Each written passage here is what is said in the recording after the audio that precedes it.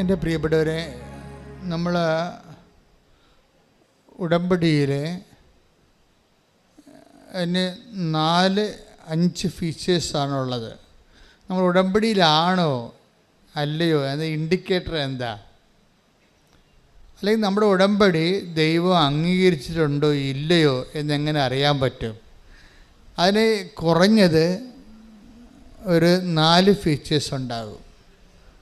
ഒന്ന്, നിങ്ങൾക്കൊരു സങ്കടം വരികയാണെങ്കിൽ കമ്മ്യൂണിക്കേഷൻ ലെവലുണ്ടാവും. ഉടനെ കമ്മ്യൂണിക്കേഷൻ വരും. സാന്ത്വനത്തിൻ്റെ, ദൈവജനത്തിൻ്റെ പ്രത്യേകതയാണ് സാന്ത്വനം.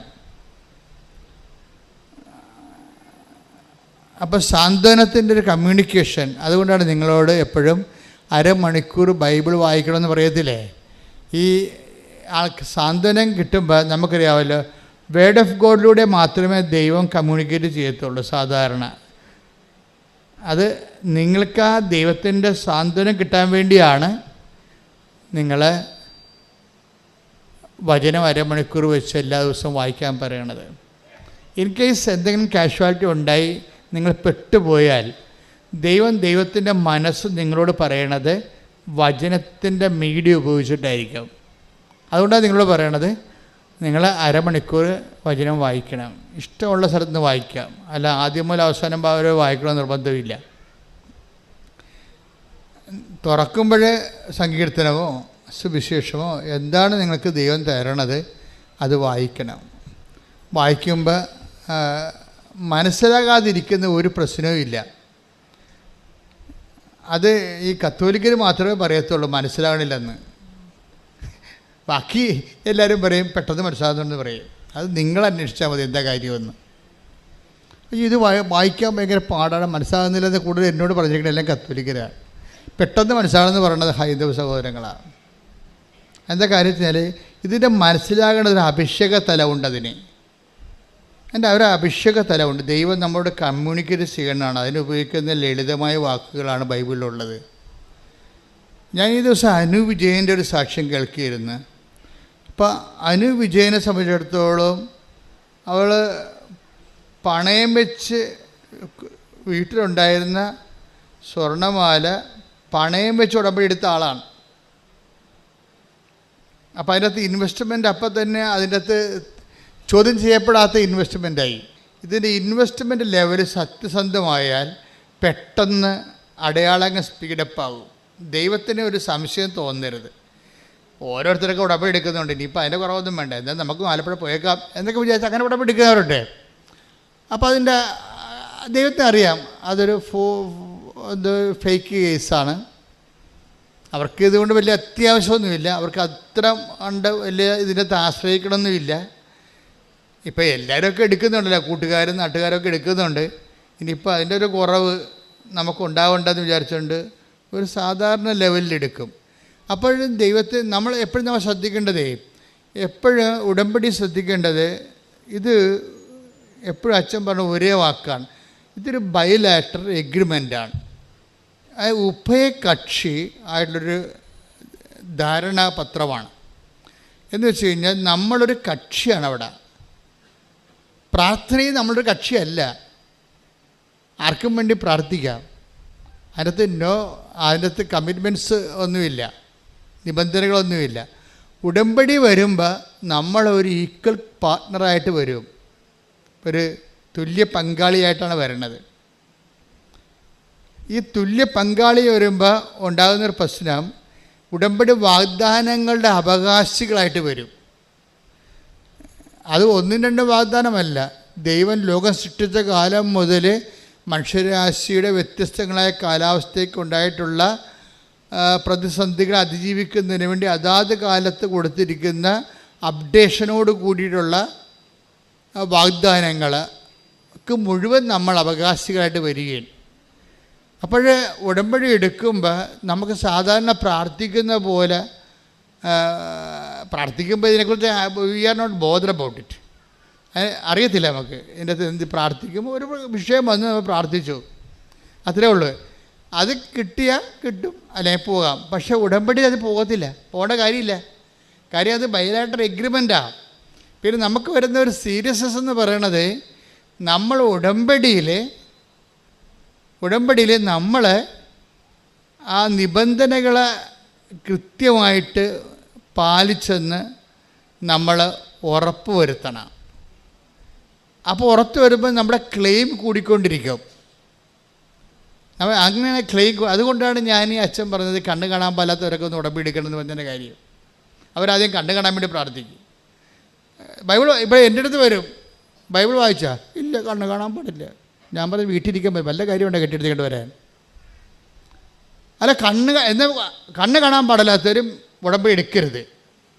എടുക്കുകയാണെങ്കിൽ മര്യാദക്ക് വീട്ടിൽ കണ്ണ് കാണാവുന്ന ആൾക്കാരെ കൊണ്ട് വചനം വായിച്ച് കേൾക്കണം, അല്ലാതെ അഭ്യാസം കാണിക്കരുത്. കണ്ണ് കാണാവുന്ന പേരക്കിടാക്കളില്ലേ, അവരെ കൊണ്ട് ബൈബിൾ വായിച്ച് അരമണിക്കൂർ കേൾക്കാമെങ്കിൽ മാത്രമേ ഈ പരിപാടിക്ക് ഇറങ്ങാവൂ. കാര്യം വെച്ചാൽ ഇതിൻ്റെ കമ്മ്യൂണിക്കേഷൻ ലെവൽ വരുമ്പോൾ ഉടമ്പടി ദൈവം ഏത് സമയത്ത് നമ്മളോട് സംസാരിക്കും. ആ സംസാരിക്കുമ്പോൾ ചിലപ്പോൾ അടയാളങ്ങൾ കാണും, ചിലപ്പോൾ സ്വപ്നങ്ങൾ കാണും. ഇതൊന്നും ഒരു പുത്തരിയല്ല, ഒരു പഞ്ഞമുള്ള കാര്യമല്ല. ഉടമ്പടി കമ്മ്യൂണിക്കേഷൻ്റെ പദ്ധതിയാണ്. ദൈവം എങ്ങനെ കാണിക്കും? ദൈവത്തിൻ്റെ മനസ്സിലിരിപ്പ്, കർത്താവിൻ്റെ മനസ്സിലുള്ള കാര്യങ്ങൾ നമ്മളെ ധരിപ്പിക്കുന്നതിനാണ് ദൈവം സ്വപ്നം ഉപയോഗിക്കും, ദർശനം ഉപയോഗിക്കും, അടയാളം ഉപയോഗിക്കും. പിന്നെ ഞാൻ കൂടെയുണ്ട്, നീ ഇപ്പം സങ്കടമാണെങ്കിലും അത് മാറിക്കൊള്ളും, നീ വെയിറ്റ് ചെയ്യാൻ പറഞ്ഞ സ്വർഗീയ സുഗന്ധമായിട്ട് അനുഭവിക്കാൻ പറ്റും. ഇത് ഒരു ദിവസം ഒരു 5-10 സാക്ഷ്യം എടുത്ത് 5-ൻ്റെത്തും കമ്മ്യൂണിക്കേഷനുണ്ട്. ഇതിനൊന്നും ഒരു സീനിയോറിറ്റി ഒന്നും അല്ല പ്രശ്നം, ഫിഡലിറ്റിയാണ് പ്രശ്നം. ഇപ്പം ഞാൻ 85 കൊല്ലമായി കത്തോലിക്കനാണ്, അല്ലെങ്കിൽ ഞാൻ 65 കൊല്ലമായി കത്തോലിക്കനാണ്, ആ ശുശ്രൂഷയിൽ ചെയ്ത് നിലനിന്ന് പോവുകയാണ്. അതൊന്നും സീനിയോറിറ്റി അല്ല ഇത് വിഷയം. ചിലപ്പോൾ ആദ്യമായിട്ടാണ് നീ ജന്മത്തിൽ ഉടമ്പടി എടുക്കുന്നത്. നീ വിശ്വസ്തതയാണ് പ്രശ്നം, ഫിഡലിറ്റിയാണ് എൻ്റെ അടുത്ത് പ്രശ്നം. അപ്പോൾ നീ വിശ്വസ്തയാണെങ്കിൽ ഉടമ്പടി ഓട്ടോമാറ്റിക്കായിട്ട് ഫയറാകും. അപ്പോൾ ഒന്ന് പ്രാർത്ഥിച്ചേ, കർത്താവ് ദൈവമേ, അങ്ങയോട് ചെയ്ത ഉടമ്പടിയിലെ വിശ്വസ്തരായിരിക്കാൻ എന്നെ പ്രത്യേകം അഭിഷേകം ചെയ്യണമേ. അവിശ്വസ്തതയുടെ ഒരു ലാഞ്ചന പോലും നമ്മുടെ ഉടമ്പടി ബന്ധത്തിൽ ഉണ്ടാവാതിരിക്കാൻ എന്നെ പ്രത്യേകം സംരക്ഷിക്കണമേ. അങ്ങയുടെ നാമത്തെ ഓർത്ത് സംരക്ഷിക്കണമേ. സ്തുതികടെ ഹല്ലേലൂയ. പരിശുദ്ധ പരമ ദിവ്യകാരുണ്യത്തിന് ആരാധനയും സ്തുതിയും പുകഴ്ചയും ഉണ്ടായിരിക്കട്ടെ. അപ്പോൾ ഈ അനുവിജയൻ ഈ ടൈം ഷോർട്ടണിങ്ങിൻ്റെ ഒരു നല്ല സാക്ഷ്യമാണ്. ഒരാൾക്കാർക്ക് ഉടമ്പടി എടുക്കുമ്പോൾ അവർ സിൻസിയർ, ഞാൻ നേരത്തെ പറഞ്ഞത് എന്താണ്, ആദ്യം പറഞ്ഞത് എന്താണ്, ഫിഡലിറ്റി. പിന്നെ വരുന്നത് സിൻസിയറിറ്റിയാണ്. എന്ന് വെച്ച് കഴിഞ്ഞാൽ ആത്മാർത്ഥതയും വിശ്വസ്തതയുമാണ് ഇത് ഫയറാക്കണത്.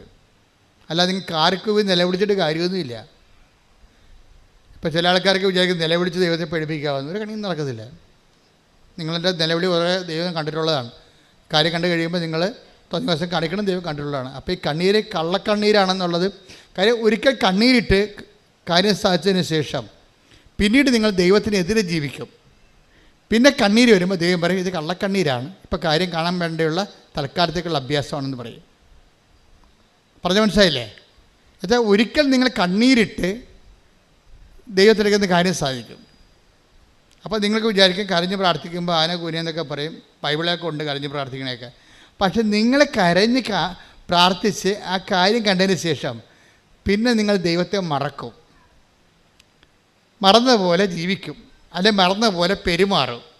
മനുഷ്യത്വം പോലും ഇല്ലാത്ത, മര്യാദയില്ലാതെ പെരുമാറും, പ്രാർത്ഥന ഇല്ലാതെ ജീവിക്കും. പിന്നെ ഒരു വിഷയം വരുമ്പോൾ നിങ്ങൾ കണ്ണീരിടും. അപ്പോൾ ദൈവം പറയുന്നത് കള്ളക്കണ്ണീരാണെന്ന് പറയും. അത് കള്ളക്കണ്ണീരെന്ന് പറഞ്ഞാൽ അങ്ങനെയാണ്. നമ്മൾ ലോകത്ത് കള്ളക്കണ്ണീരെന്ന് പറയണത് അഭിനയിപ്പിച്ച് ഗ്ലിസറിനടിച്ച് കരയണനാണ് കള്ളക്കണ്ണീരെന്ന് പറയുന്നത്. കണ്ണീര് വരുന്നില്ല എങ്കിലും ഏങ്ങി നിലവിൽ ചില ആൾക്കാരുണ്ടല്ലോ, ചില അപ്പന്മാരൊക്കെ മരിക്കുമ്പോൾ ഞാനൊരു 1600 പണമെടുത്ത് മരിപ്പെടുത്തിട്ടുണ്ട്. അപ്പോൾ ഈ ചില പെമ്മക്കളെ കെട്ടിച്ച് വിട്ടവളെ ആ ഒരു പോക്കും പോയി കളയും. പിന്നെ അപ്പനെയും നോക്കത്തില്ല അമ്മനെയും നോക്കത്തില്ല. എന്നിട്ട് അവളൊക്കെ വല്ലപ്പോഴും ഒക്കെ അപ്പനൊക്കെ കിടപ്പായി കഴിയുമ്പോൾ ഒന്ന് ഇടയ്ക്കൊക്കെ വരും. വന്നിട്ട് എന്ത് ചെയ്യും, ചുറ്റും നടന്നുള്ള ബന്ധുക്കളെ മുഴുവൻ കാണും. ആദ്യം ആ ചെറിയ ബാഗും പിടിച്ചുകൊണ്ട് വാനിറ്റി ബാഗും പിടിച്ചു ഇതിലെല്ലാം അയ്യോ അമ്മയുടെ കാര്യം കഷ്ടമാണ്, എന്ത് ചെയ്യാനാണ്, ഞാൻ കൊണ്ടുപോകാമെന്ന് വിചാരിച്ചു. ഇവിടെ കൊണ്ടുപോകത്തില്ലേ? ഇങ്ങനെ കുറേ കിളവൻ ഭർത്താനൊക്കെ പറയും, ഇവിടെ കൊണ്ടുപോകത്തില്ല, ചത്ത കൊണ്ടുപോകത്തില്ല, ഇവൾ കയറിയിട്ടില്ല. ഇപ്പം ചാകുമെന്ന് ഉറപ്പായപ്പോൾ ബന്ധുക്കളെല്ലാം ക്യാൻവാസ് ചെയ്യണവൾ. എന്താണ്, ഞാൻ വരുമ്പോൾ ഇനി അപ്പൻ്റെ അടുത്ത് പോയില്ലെങ്കിലും ബന്ധുക്കളടുത്ത് കൃത്യമായിട്ട് പോകും. അല്ലെങ്കിൽ വിളിച്ച് ബന്ധുക്കളോടൊക്കെ പറയും, ഓരോ കാര്യങ്ങൾ പറയും. അപ്പോഴങ്ങനെ വരുമ്പോൾ ബന്ധുക്കൾ ഓർക്കും ഇവരാണ് ഈ അപ്പനെ നോക്കണമെന്ന്, ഇവളാണ് ഈ അപ്പനെ നോക്കണമെന്ന് നോക്കും.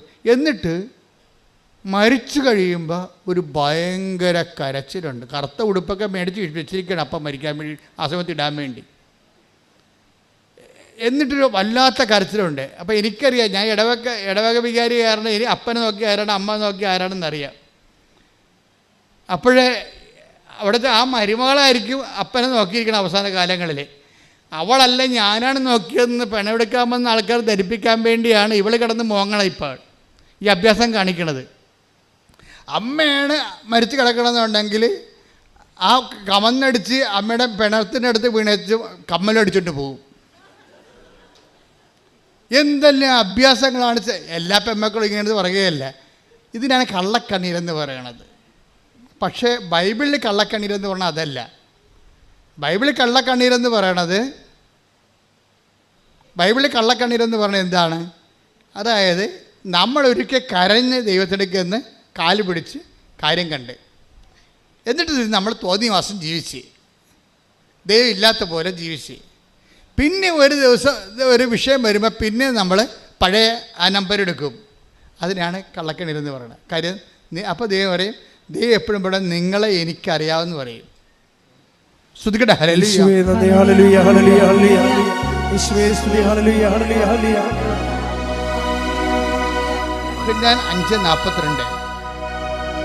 യോഹന്നാൻ 5:42 എനിക്ക് നിങ്ങളെ അറിയാം, നിങ്ങളിൽ ദൈവസ്നേഹമില്ല. എനിക്ക് നിങ്ങളെ അറിയാം, പറഞ്ഞേ, എനിക്ക് നിങ്ങളെ അറിയാം, നിങ്ങൾ ദൈവസ്നേഹമില്ല, നിങ്ങളിൽ ദൈവസ്നേഹമില്ല. ഇത് ഭയങ്കര ക്യാപിറ്റൽ വേർഡാണ്. വളരെ ശ്രദ്ധിച്ച് കൈകാര്യം ചെയ്യുക. ഉടമ്പടിക്കാർ വളരെ ശ്രദ്ധിക്കേണ്ട വചനമാണിത്. എന്താണ്? യോഹന്നാൻ 5:42 എന്താണ്?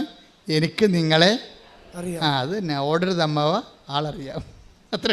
എനിക്ക് നിങ്ങളെ അറിയാം എന്ന് വെച്ചാൽ നിങ്ങളെ പഴയ ചരിത്രം അറിയാമെന്ന് പറയണം. ഒന്നും മറക്കത്തില്ല, അല്ലേ കുഴപ്പം. ദൈവത്തിൻ്റെ ഏറ്റവും വലിയ കുഴപ്പം എന്താണെന്ന് വെച്ച് കഴിഞ്ഞാൽ ഒന്നും മറക്കത്തില്ല. നിങ്ങൾ മറന്നു പോകും. പക്ഷെ മറ്റത് അവിടെ ക്ലിയർ റെക്കോർഡ് ചെയ്ത് വെച്ചിരിക്കുക, രജിസ്റ്റേർഡാണ് സംഭവം. നിങ്ങൾ ഈ രജിസ്റ്റേർഡ് എന്ന് പറയുന്നത് നിങ്ങളുടെ തലയിലെഴുത്തായിട്ട് മാറരുത്. നിങ്ങളുടെ തലയിലെഴുത്ത് നിങ്ങൾ തന്നെ തിരുത്താൻ നോക്കണം. കാര്യം നിങ്ങളുടെ കഴിഞ്ഞ കാലങ്ങളിലുള്ള അഭ്യാസങ്ങളും ആ വ്യക്തികൾ തന്നെ ഇന്നും ജീവിച്ചിരിക്കണമെന്നുണ്ടെങ്കിൽ നിങ്ങൾ ഫ്രോഡായിട്ട് രജിസ്റ്റേർഡാണ്. നിങ്ങളുടെ പേരടിക്കുമ്പോൾ തന്നെ ഫ്രോഡെന്ന് അടിച്ചു വരും, കള്ളത്തരമാണ് കയ്യിരിക്കണമെന്ന് വരും. അതുകൊണ്ടാണ് സത്യസന്ധത, ആത്മാർത്ഥത ഉടമ്പടിയിലെ പ്രധാനപ്പെട്ട വിഷയമായി മാറണത്. സത്യസന്ധത. നിങ്ങൾ ഉടമ്പടി എടുക്കുമ്പോൾ തന്നെ നിങ്ങളെ സത്യത്തിലേക്കാണ് ദൈവം വിളിക്കണത്.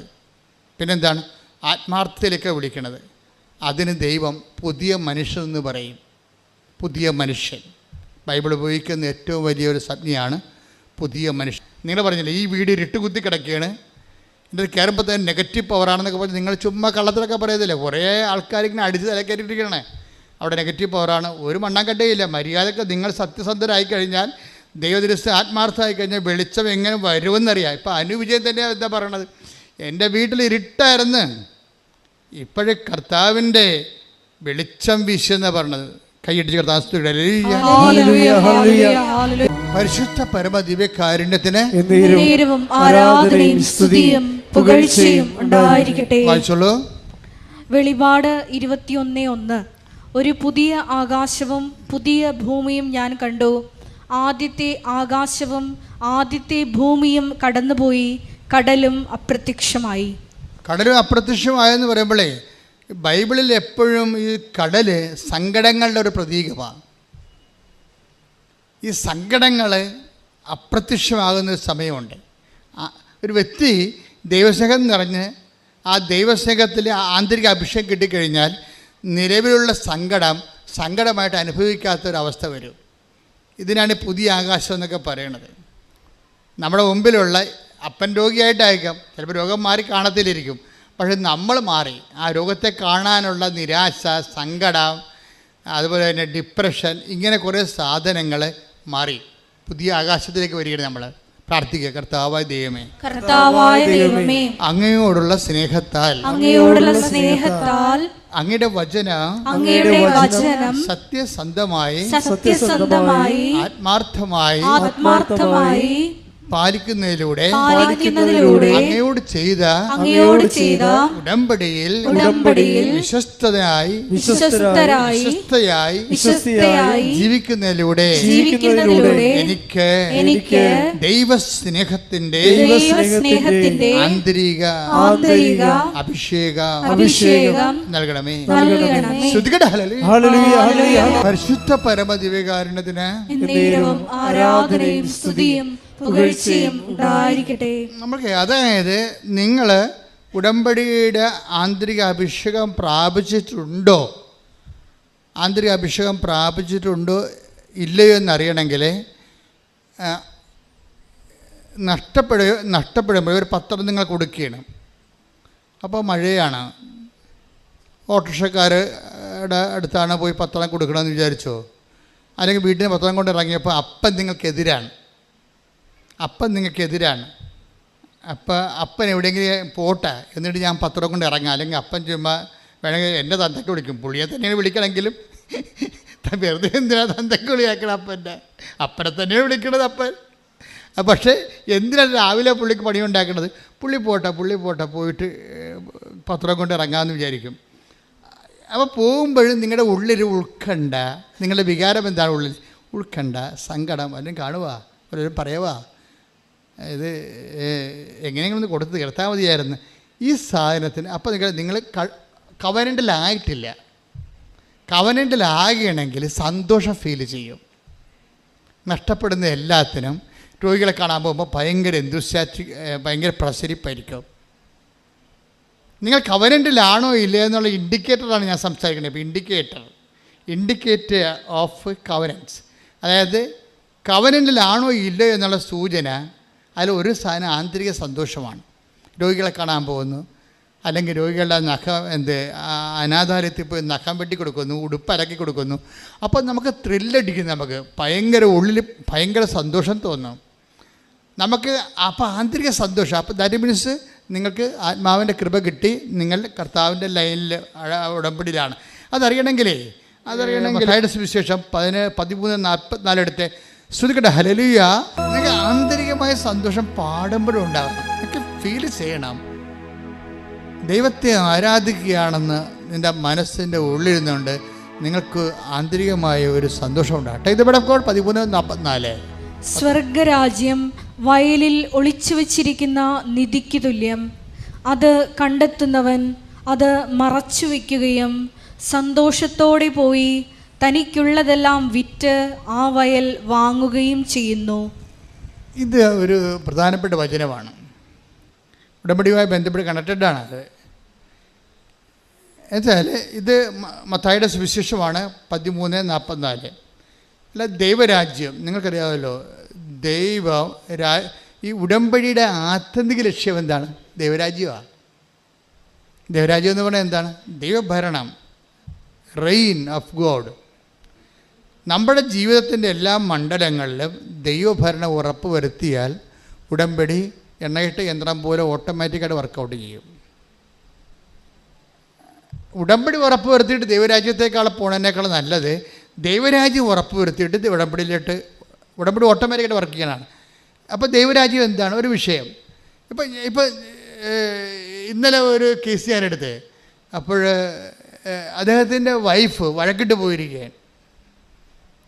അപ്പോൾ അവർ ഒന്നിച്ച് ജീവിക്കണമെന്നാണ് പുള്ളി എൻ്റെ അടുത്ത് എഴുതി തന്നിരിക്കുന്നത്. അപ്പോൾ ഞാൻ മാതാവിൻ്റെ അടുത്ത് കൊണ്ടുവന്ന് അത് വെച്ചിട്ട് തിരിച്ചു വന്ന ആളോട് ചോദിച്ച്, നിങ്ങൾ പോയി വിളിക്കുമോന്ന്. വിളിക്കത്തില്ല. അത് എന്ത് മാതാവിനെ കൊണ്ട് വിളിപ്പിക്കാൻ വേണ്ടി ഇരിക്കുന്ന പാപ്പടമ്മ വിളിക്കത്തില്ല. പുള്ളിക്കാർ ഈഗുണ്ട്. അത് ലോകരാജ്യം എന്ന് പറയും. എന്നുവെച്ചാൽ അയാളുടെ അധികാരം. കാര്യം ഞാൻ പോയി വിളിച്ചുകൊണ്ട് വന്നാൽ അവിടെ അമ്മായിയമ്മ ഇരിപ്പുണ്ട്. അവിടെ എന്താണ്, അങ്ങനെ വരട്ടെ, അവസാനം പട്ടി വന്ന പോലെ നീ വന്നില്ല, നിന്നെ വരത്താൻ എനിക്കറിയാവുന്ന അമ്മായിയമ്മ അവിടെ ഇത് പറയും. അപ്പോൾ അവരെ ചവിട്ടിക്കിറാൻ വേണ്ടി ഇയാൾക്ക് തോന്നും. അതുകൊണ്ട് ആ അഭ്യാസത്തിൽ ഞാനില്ല. അവൾ വരണേ വന്നിട്ട് ഒരുമിച്ച് ജീവിക്കാൻ തയ്യാറാണ്. ഇവിടെ ദൈവരാജ്യം ഇല്ല. മനസ്സിലായില്ലേ? ദൈവരാജ്യം എന്ന് പറയണത് ദൈവത്തിൻ്റെ വചനത്തിന് വേണ്ടി, സ്വന്തം ദൈവഭരണത്തിന് വേണ്ടി സ്വന്തമായിട്ട് അടിയുറ വെക്കണം. അവിടെ അഹങ്കാരമില്ല, ക്ഷമയുണ്ട്. ക്ഷമയെന്ന് പറഞ്ഞാൽ എന്താണ്? കണ്ടൻറ്റ് വൈസ് ക്ഷമ എന്താ? മഹാത്മാഗാന്ധിയുടെ ക്ഷമയല്ലേ ബൈബിളിലെ ക്ഷമ? കണ്ടൻറ്റ് വൈസ് ഒരു ക്ഷമ എന്ന് പറയുന്നത് കണ്ടൻറ്റ് വൈസിൽ അതിൻ്റെ അകത്ത് ചേരുവകയിൽ ക്ഷമയെന്ന് പറയുന്നത് എന്താണ്? സഹിക്കുന്ന സ്നേഹത്തിനാണ് ക്ഷമയെന്ന് പറയണത്. മനസ്സിലായ? ഞാൻ മണ്ണോളം ക്ഷമിച്ചെന്നൊക്കെ പറയണതല്ല പ്രശ്നം. സഹിക്കുന്ന സ്നേഹം എന്ന് പറഞ്ഞാൽ ആർക്കുള്ളതാണ്? കുരിശിലെ കർത്താവിനുള്ളതാണ് സഹിക്കുന്ന സ്നേഹം. ഈ സഹനം മുഴുവനും എന്തിനു വേണ്ടിയാണ്? നമ്മളുള്ള സ്നേഹത്തെ പ്രതിയാണ്. അപ്പോൾ സഹനം ഫീൽ ചെയ്യുന്നില്ല. ആളിൻ്റെ ഉള്ളിൽ സന്തോഷമാണ് ഉള്ളത്. നമ്മളാണ് ദുഃഖമാണെന്നൊക്കെ പറഞ്ഞ് പാട്ടൊക്കെ പാടി വെറുതെ കണ്ണീരിൽ നടത്തുന്നത്. ആളുടെ ഉള്ളിൽ ആ സമയത്ത് ഐസയ 53:10 അവിടുന്നാണ് അവനെ ക്ലേശങ്ങൾക്ക് വിട്ടുകൊടുത്തത്. ആരാണ്? പിതാവായ ദൈവം പറഞ്ഞ് അവിടുന്നാണ് അവനെ ക്ലേശങ്ങൾക്ക് വിട്ടുകൊടുത്തത്. അപ്പൊ നിങ്ങൾ എപ്പോഴും ഓർക്കേണ്ടതാണ്, ഈ ക്ലേശത്തിന്റെ ഒരു ഭാഗം നമുക്കുണ്ടാകുന്ന ക്ലേശം എല്ലാം അങ്ങനെയല്ല, ഒരു ഭാഗം ദൈവദത്തമാണ് അതിനകത്ത് വരുന്നത്. അതിന് ദൈവികമായ ലക്ഷ്യങ്ങളുണ്ടാവും. നമ്മളൊന്ന് മാറ്റി മറിച്ച് ദൈവ പൈതലായി എടുക്കാൻ വേണ്ടിയുള്ള ഒരു മോൾഡിങ്ങിൻ്റെ ഭാഗമായിട്ട് ചില സമയത്ത് ചില ഗിവൺ ആയിട്ടുള്ള ചില നമുക്ക് നൽകിയിട്ടുള്ള ചില തനത് ക്ലേശങ്ങളുണ്ടാകും. പറഞ്ഞോളൂ. പാപപരിഹാര ബലിയായി പാപപരിഹാര ബലിയായി തന്നെ അർപ്പിക്കുമ്പോൾ അവൻ തന്റെ സന്തതി പരമ്പരയെ, അതായത് നമ്മളെയൊക്കെ ഓർത്തിട്ട് അവൻ്റെ സന്തതി പരമ്പരയാണ് ഈ കാലഘട്ടം 2000 കൊല്ലമായിട്ട് അവൻ്റെ രക്തത്തിൽ ജനിച്ചിട്ടുള്ള അവന് നാഥനും രക്ഷകനും ഏറ്റു പറഞ്ഞിട്ട് നിത്യതയ്ക്ക് വേണ്ടി അവൻ നേടിയ നിത്യതയ്ക്ക് അവകാശം ലഭിച്ച ദൈവ പൈതലേ, അതാണ് സന്തതി പരമ്പരയെ കാണുകയും ദീർഘായുസ് പ്രാപിക്കുകയും ചെയ്യും. അപ്പം അവൻ പ്രത്യാശ അർപ്പിക്കുകയും അവൻ്റെ വേദനയിൽ അവൻ ദീർഘായുസ് പ്രാപിക്കുകയും ചെയ്യണം. എന്നുവെച്ചാൽ ദീർഘായുസ് എന്ന് വെച്ചാൽ അവൻ്റെ ദീർഘായുസത്ത് ആയുസിൻ്റെ ദീർഘം എന്ന് വെച്ചാൽ ഉയർപ്പാണ് ഉദ്ദേശിക്കുന്നത്.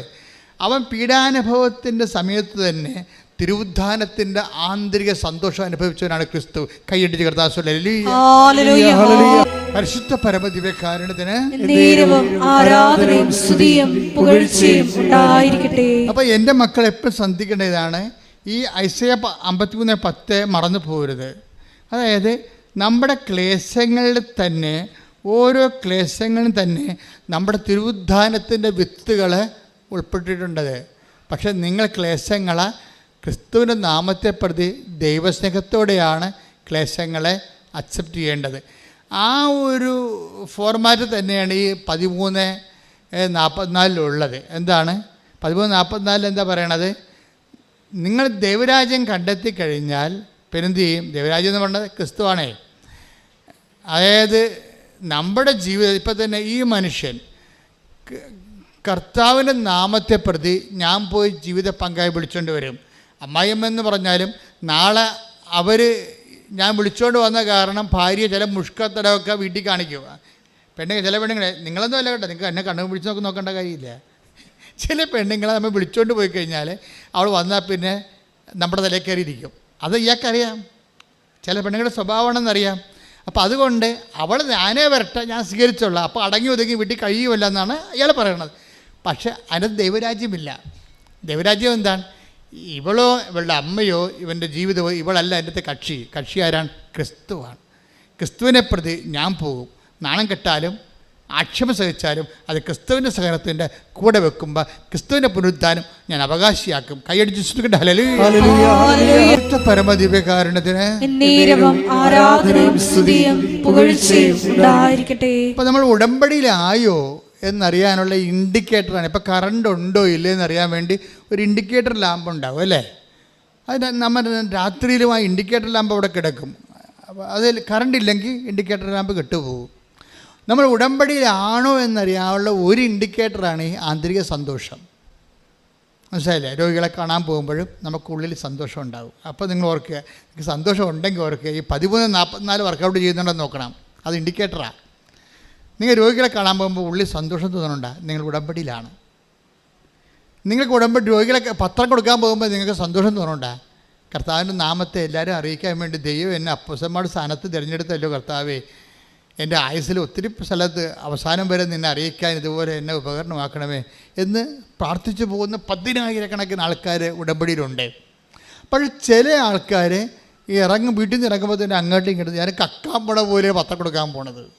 അങ്ങനെ അവർ അവർ കാണും, അവർ പറയുമോ എന്ത് ദൈവമേ. അപ്പോൾ ഇങ്ങനെ ചങ്കിടിച്ചും ചുണ്ട് പറച്ചുമൊക്കെ പോകും. അപ്പോൾ നിങ്ങൾ you are not in covenant, നിങ്ങൾ ഉടമ്പടിയിലല്ല, ആന്തരിക സന്തോഷമില്ല, നിങ്ങൾക്ക് ഭാരമാണ്. ആന്തരിക സന്തോഷം വേണമെങ്കിൽ you must love of God. നിങ്ങൾ ആദ്യമേ ചെയ്യേണ്ടത് ദൈവസ്നേഹം വർദ്ധിക്കുക. പുതിയ ആൾക്കാർക്ക് വേണ്ടിയാണ് ഞാൻ പറയണത്. നിങ്ങൾ ആദ്യമേ ചെയ്യേണ്ടത്, നിങ്ങൾ എന്ത് ചെയ്താലും ദൈവസ്നേഹം വർദ്ധിപ്പിക്കണം. ദൈവസ്നേഹം വർദ്ധിപ്പിക്കാനുള്ള എളുപ്പ വഴിയുണ്ട്. എന്ത് ചെയ്യണത്? ചെയ്യണ കാര്യങ്ങളെല്ലാം അവൻ്റെ നാമത്തിൽ ചെയ്യണം. 10:42 എടുത്തേ മത്തായി സുവിശേഷം. മത്തായി 10:42. ഈ ചെറിയവരിൽ ഒരുവന് ശിഷ്യന് എന്ന നിലയിൽ ഒരു പാത്രം വെള്ളമെങ്കിലും കൊടുക്കുന്നവന് പ്രതിഫലം ലഭിക്കാതിരിക്കുകയില്ലെന്ന് സത്യമായി ഞാൻ നിങ്ങളോട് പറയുന്നു. ഇത് മത്തായി ശ്ലീഹയുടെ സുവിശേഷമാണ്. ഇത് ലൂക്കിൻ്റെ ഒക്കെ പോകുമ്പോൾ കൃത്യമായിട്ട് പറയും, എൻ്റെ നാമത്തിൽ എന്ന് പറയും. ഈ ചെറിയൊരുവന് എൻ്റെ നാമത്തിൽ ഒരു ഗ്ലാസ് പത്രം വെള്ളം കൊടുക്കണവന് പ്രതിഫലം ലഭിക്കും. എന്താണ് ആ പ്രതിഫലം?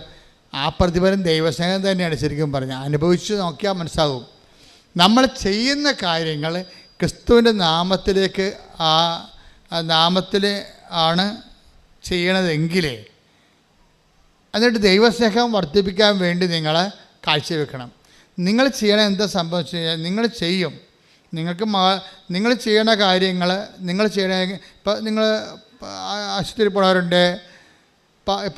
ഇപ്പം തന്നെ ഈ അനൂപ് വിജയൻ്റെ അടുത്ത് അനൂപ് വിജയൻ വീട്ടിൽ നിൽക്കുന്ന സമയത്ത് അയൽവാസി ഒരാൾ വീട്ടിൽ വന്ന്, അപ്പോൾ അനൂപ് വിജയൻ്റെ അമ്മയോട് ചോദിക്കുന്നുണ്ട്, ആശുപത്രിയിൽ പോകണം, പക്ഷെ പൈസ ഒന്നും ഇല്ലാത്തതുകൊണ്ടാണ് പോകാതിരിക്കണത് എന്ന് പറയും.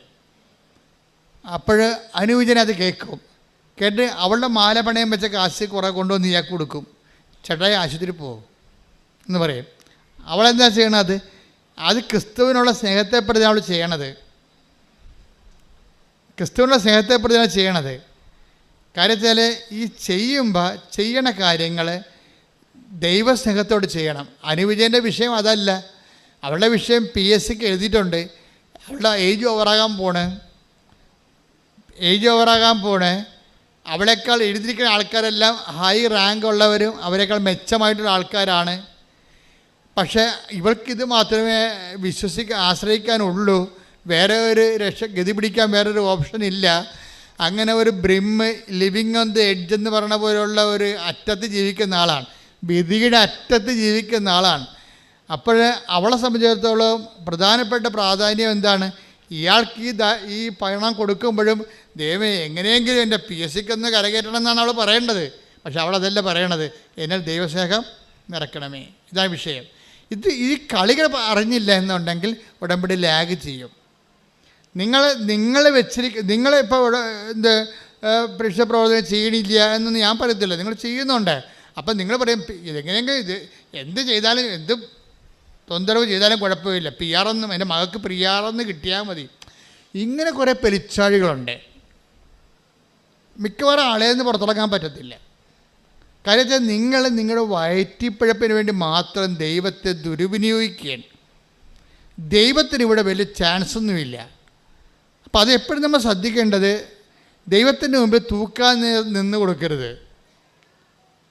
കാര്യം ഞാൻ നിന്നെ തൂക്കി നോക്കി. മേനെ മേനെ തെക്കൽ ബാർസിൻ. Take the word of God, Daniel 5. ശ്രദ്ധിക്കട്ടെ. ഹല്ലേലൂയ. ഹല്ലേലൂയ ഹല്ലേലൂയ ഹല്ലേലൂയ ഹല്ലേലൂയ. യേശുവേ നന്ദി. ഹല്ലേലൂയ ഹല്ലേലൂയ ഹല്ലേലൂയ ഹല്ലേലൂയ. യേശുവേ സ്തുതി. ഹല്ലേലൂയ. ദാനിയേൽ 5:25 മുതൽ 27 വരെ. ദാനിയേൽ 5:25. വായിച്ചോളൂ. ആ ലിഖിതം ഇതാണ്: മേനെ മേനെ തെക്കേൽ പാർസീൻ. ഇതാണ് അർത്ഥം: മേനെ, ദൈവം നിന്റെ രാജ്യത്തിൻ്റെ നാളുകൾ എണ്ണുകയും അതിൻ്റെ അവസാനം കുറിക്കുകയും ചെയ്തിരിക്കുന്നു. തെക്കേൽ, നിന്നെ തുലാസിൽ തൂക്കി കുറവുള്ളവനായി കണ്ടിരിക്കുന്നു. പ്രശ്നമാണ്.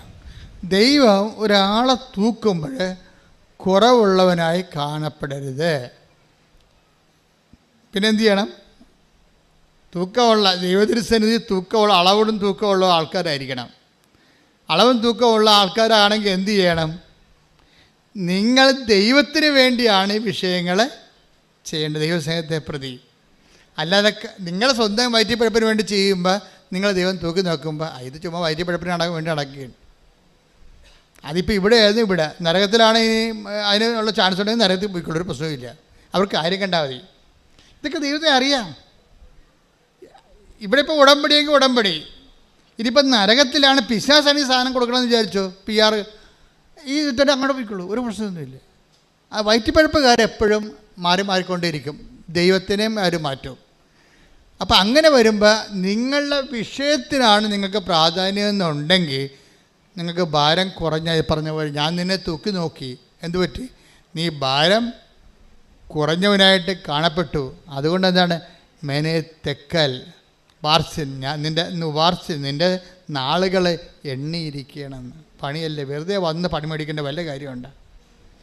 നിങ്ങൾ ദൈവത്തിന് പ്രാധാന്യം കൊടുക്കാതെയാണ് ജീവിതത്തെ സമീപിക്കണമെന്നുണ്ടെങ്കിൽ ആളുകൾ എണ്ണപ്പെട്ടിരിക്കുന്നതാണ്.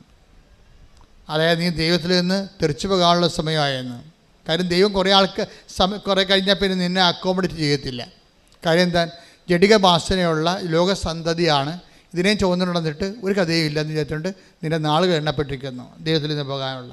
അപ്പോൾ എപ്പോഴും നമ്മൾ ദൈവത്തിൻ്റെ നിൽക്കുമ്പോൾ വളരെ ആധ്യാത്മികമായ ബുദ്ധി ഉപയോഗിക്കണം. എന്താണ്? ദൈവത്തിൻ്റെ ആ ഒരു ദൈവമേഖലയിൽ നിന്ന് മാറാതിരിക്കാൻ വേണ്ടി ദൈവത്തിന് പ്രാധാന്യം കൊടുത്തുകൊണ്ട് വേണം പ്രാർത്ഥനയുടെ എല്ലാ കാര്യങ്ങളും. അല്ല നിങ്ങളെ മക്കൾ, എൻ്റെ മക്കളുടെ വിസ, എൻ്റെ മക്കളുടെ PR, എൻ്റെ സ്ഥലം വിൽക്കണം, എൻ്റെ ജപ്തി മാറണം, ആ വിഷയം സെക്കൻഡറിയാക്കി കൊണ്ടുവരണം. ഫസ്റ്റ് വിഷയം എന്താണ്? നിങ്ങൾ ദൈവസ്നേഹത്തിൽ വളർന്നിട്ട് ദൈവത്തിന് വേണ്ടി ജീവിക്കാൻ വേണ്ടി മാത്രം ആംബിയർ ആർജിക്കുന്നത് ഫസ്റ്റ് ആദ്യ തലത്തിൽ വരണം. പ്രാർത്ഥിക്കുക. കർത്താവേ, ഞാനും അങ്ങും തമ്മിലുള്ള ബന്ധത്തില് സത്യസന്ധതയും വിശ്വസ്തതയും നിറവേറ്റിക്കൊണ്ട് ദൈവസ്നേഹത്തിനും പ്രാധാന്യം കൊടുത്തുകൊണ്ട് കർത്താവേ, ആധ്യാത്മിക നിലവാരത്തെ അങ്ങ് ഉയർത്തണമേ.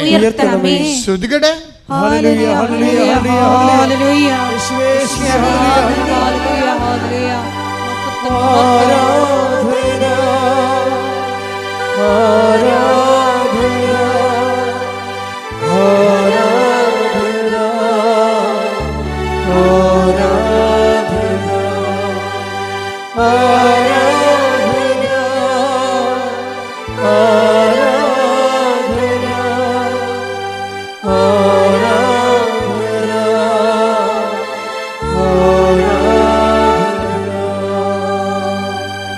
ബൈബിൾ വളരെ ശ്രദ്ധയോടെ പറയുന്ന വിഷയമാണ് യോഗ്യത, അർഹത. അതുപോലെ തന്നെ നമ്മളെപ്പോഴും ഇതിൻ്റെ അർഹതയും യോഗ്യതയും ഉടമ്പടിയിൽ ഒത്തിരിയേറെ ഉപവിപ്രവർത്തനങ്ങളുണ്ട്, ഒത്തിരിയേറെ പ്രേക്ഷിത പ്രവർത്തനങ്ങളുണ്ട്. എന്തിനാ കാര്യം? അതിൻ്റെ ഉദ്ദേശം എന്താ?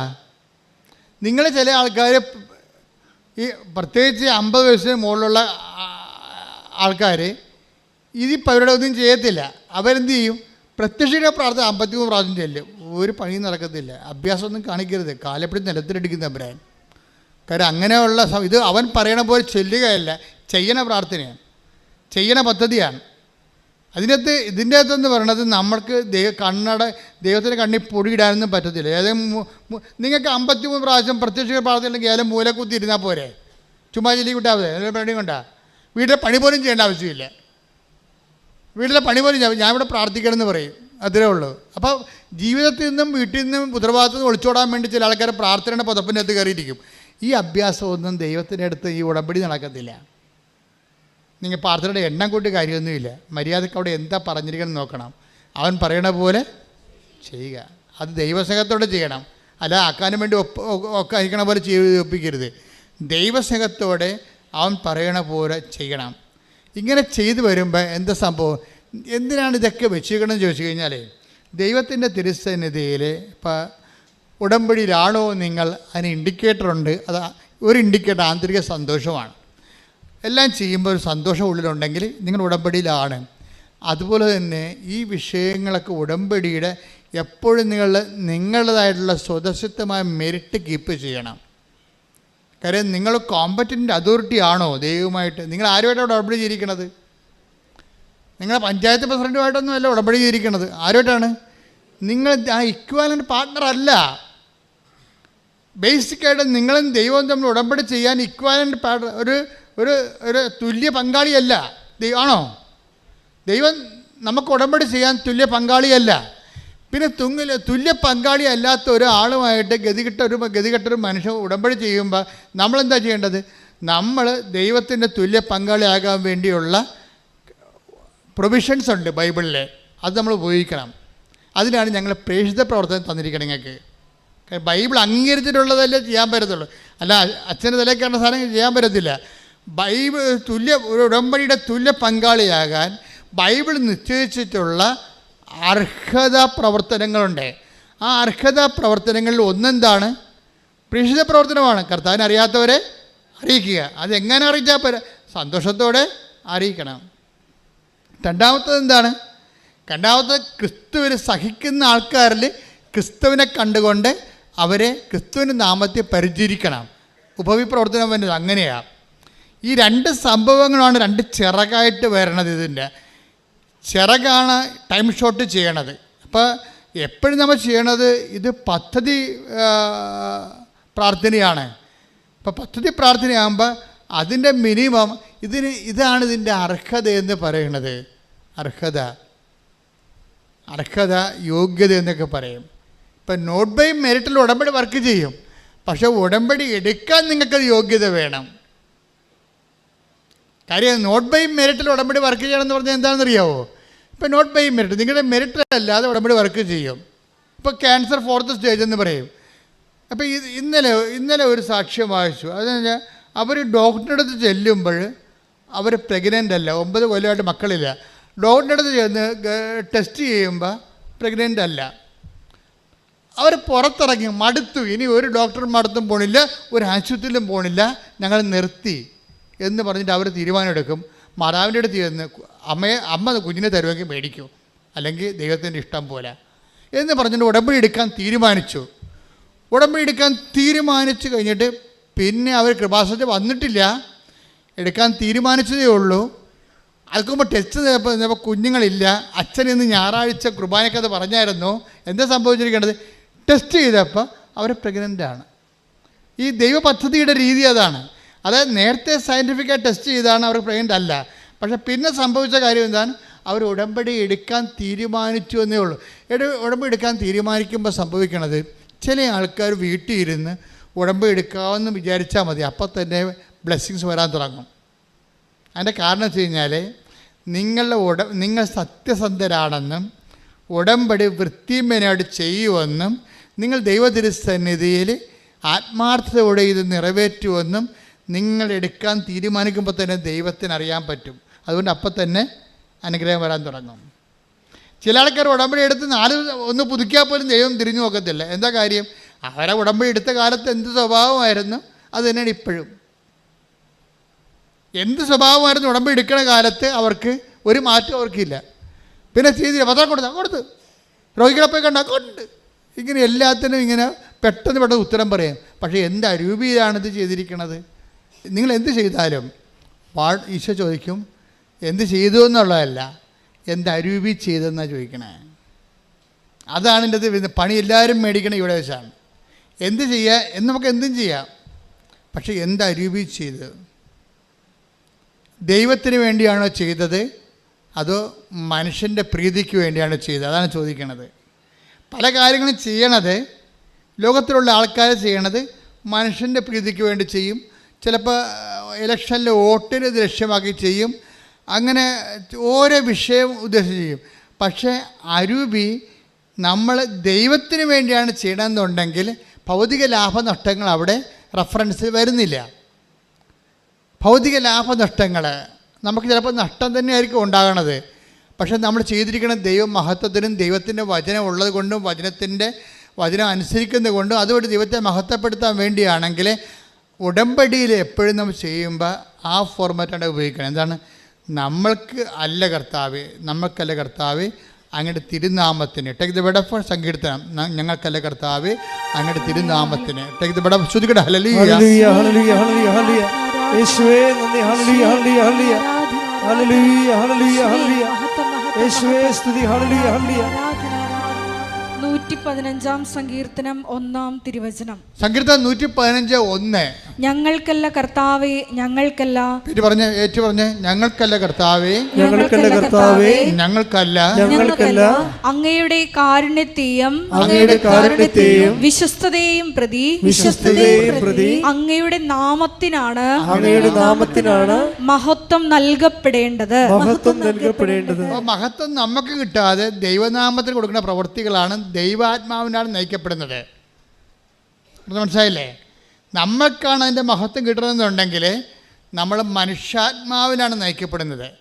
അപ്പം നമ്മൾ മനുഷ്യൻ്റെ മക്കളും സ്റ്റാറ്റസ് കോ ഇപ്പോഴുള്ള നിലവാരം നിൽക്കുകയുള്ളൂ. നമ്മുടെ നിലവാരം ഉയർത്തണമെന്നുണ്ടെങ്കിൽ നമ്മൾ ദൈവത്തിൻ്റെ മക്കളാകണം. ദൈവത്തിൻ്റെ മക്കളാണെന്നുണ്ടെങ്കിൽ ദൈവാത്മാവിനാൽ നയിക്കപ്പെടണം. റോമ 8:14. ദൈവാത്മാവിനാൽ നയിക്കപ്പെടുന്നവരെല്ലാം പറഞ്ഞ് ദൈവാത്മാവിനാൽ നയിക്കപ്പെടുന്നവരെല്ലാം ദൈവത്തിന്റെ പുത്രന്മാരാണ്. ദൈവത്തിൻ്റെ അരൂപിയാണ് നമ്മളെ നയിക്കേണ്ടത്. ദൈവത്തിൻ്റെ അരൂപി എന്താണ്? സങ്കീർത്തനം 115:1. ഞങ്ങൾക്കല്ല കർത്താവേ ഞങ്ങൾക്കല്ല. പിന്നെ എന്താണ്? അങ്ങയുടെ തിരുനാമത്തിന് മഹത്വം ഉണ്ടാകട്ടെ. അപ്പോൾ എല്ലാ പ്രവർത്തനങ്ങളുടെയും ഉദ്ദേശം ദൈവത്തിൻ്റെ നാമത്തിൻ്റെ മഹത്വമാണെങ്കിൽ we are leading by the holy spirit. ദൈവത്തിൻ്റെ ആത്മാവിനെ നയിക്കപ്പെടുകയാണ്. അപ്പോൾ എന്താ സംഭവിക്കുന്നത്?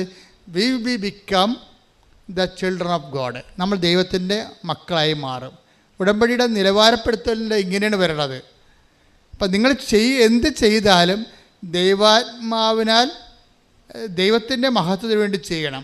ദൈവത്തിൻ്റെ മഹത്വത്തിന് വേണ്ടി ചെയ്യുന്നവർ ദൈവാത്മാവ് നയിക്കപ്പെടുന്നവരാണ്. ദൈവാത്മാവ് നയിക്കപ്പെടുന്നവർ റോമ 8:14 അനുസരിച്ചുകൊണ്ട് ദൈവത്തിൻ്റെ മക്കളാണ്. കൈയടിച്ച് ശ്രദ്ധിക്കട്ടെ. പരമദിവ്യകാരുണ്യത്തിന് അപ്പോൾ ദൈവാത്മാവിനെ നയിക്കപ്പെടുകയും ദൈവത്തിൻ്റെ മക്കളാകുകയും ചെയ്യുന്നതാണ് ഇതിൻ്റെ അർഹത എന്ന് പറയണത്. ബൈബിൾ എപ്പോഴും നമ്മുടെ അർഹതയെക്കുറിച്ച് പറയും. ഇപ്പോൾ മത്തായിയുടെ സുവിശേഷം 10:13. ആ ഭവനം അർഹതയുള്ളതാണെങ്കിൽ, അതാണ് സംഭവം, ആ ഭവനം അർഹതയുള്ളതാണെങ്കിൽ നിങ്ങളുടെ സമാധാനം അതിൽ വസിക്കട്ടെ. ഈ ഉടമ്പടി ഭരിക്കണമെങ്കിൽ എന്ത് വേണം? ഒരു ബേസിക് അർഹത വേണം. മനസ്സിലായില്ലേ? ബേസിക് അർഹത വേണം ഉടമ്പടി ഭരിക്കണമെങ്കിൽ. അർഹത എന്ന് പറഞ്ഞാൽ എന്താണ്? ദൈവത്തിൻ്റെ വചനങ്ങളെ അക്സെപ്റ്റ് ചെയ്യാനും ഉള്ളൊരു തുറവി. ഈ തുറവി എന്തുമാത്രം ഗ്രഡേഷൻസ് ഉണ്ട്, അതനുസരിച്ചാണ് ഹാർവെസ്റ്റിംഗ് റേഷ്യോ പോകുന്നത്. ഓരോരുത്തർ ഓരോ രീതിയിലാണ്. ചില സിമ്പിളായിട്ടുള്ള വചനങ്ങളൊക്കെ ചില ആൾക്കാർ അക്സെപ്റ്റ് ചെയ്യും. ഇത്തിരി കട്ടിയുള്ള വചനങ്ങൾ വരുമ്പോൾ അവർ നമ്മുടെ ഈ മണ്ണിൽ കൂടി പോണ വണ്ടി പോലെ പമ്മി നിൽക്കും. അതിന് ബൈബിൾ പറയണത് കേൾക്കാൻ ചെവിയുള്ളവൻ കേൾക്കട്ടെ എന്നാണ്. കേൾക്കാൻ ചെവിയുള്ളവൻ 13:9. ശ്രുതികട. ഹല്ലേലൂയ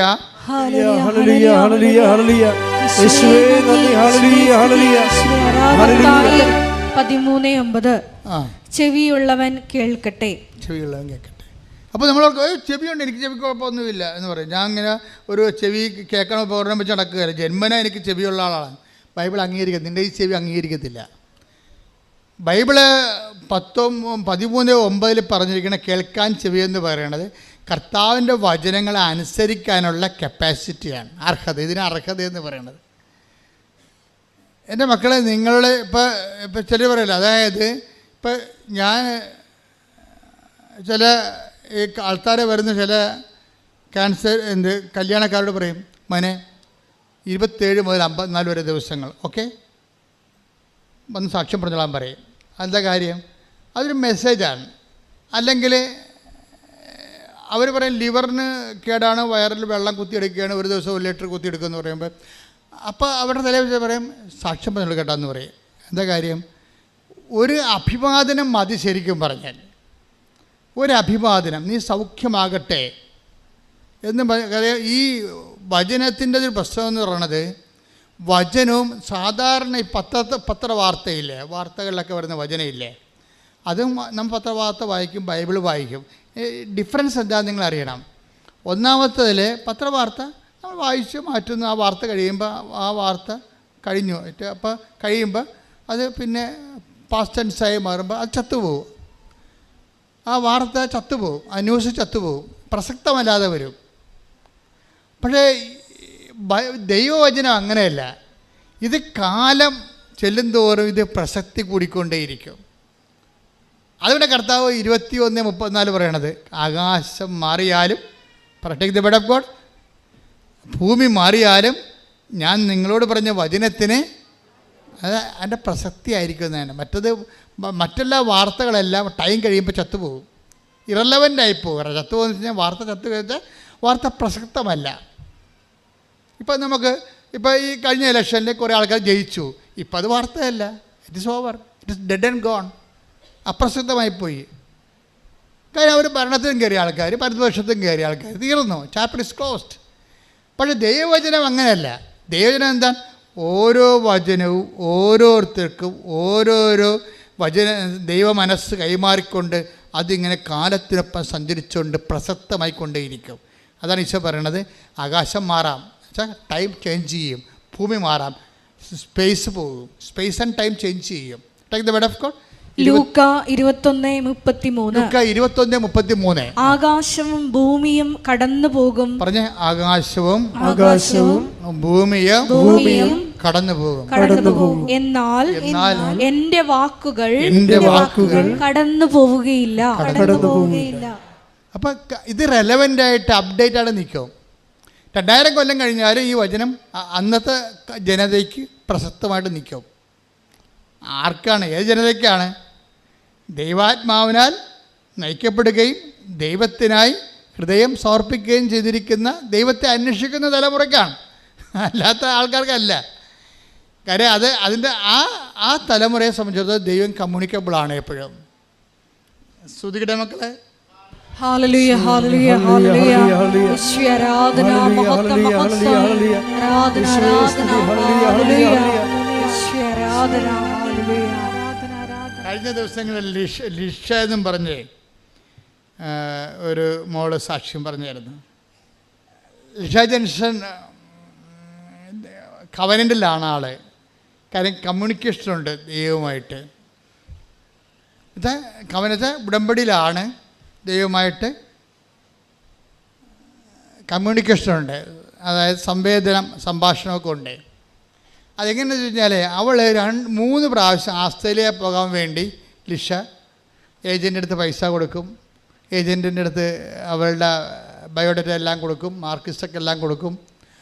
3 പ്രാവശ്യവും ആദ്യം കൊടുത്തു, അത് ക്യാൻസലായി. പിന്നെയും ലിഷ കൊടുക്കും, ക്യാൻസലാകും. 3ാമതും കൊടുത്ത്. അപ്പോൾ ഒരു കൊല്ലം മുഴുവനും, ഒരു കൊല്ലം കൊണ്ടാണ് 3 പ്രാവശ്യം ഓസ്ട്രേലിയൻ വിസ കിട്ടാൻ വേണ്ടി, പഠിക്കാൻ വേണ്ടി കൊടുക്കണത്. 3 പ്രാവശ്യം ആ ക്യാൻസലായിട്ട് വേസ്റ്റ്, ഒരു വർഷം വേസ്റ്റായി. വേസ്റ്റായി കഴിഞ്ഞപ്പോൾ അവർക്ക് ഭയങ്കര സങ്കടമായി. എന്താ വേസ്റ്റാകാൻ കാരണം വെച്ച് കഴിഞ്ഞാൽ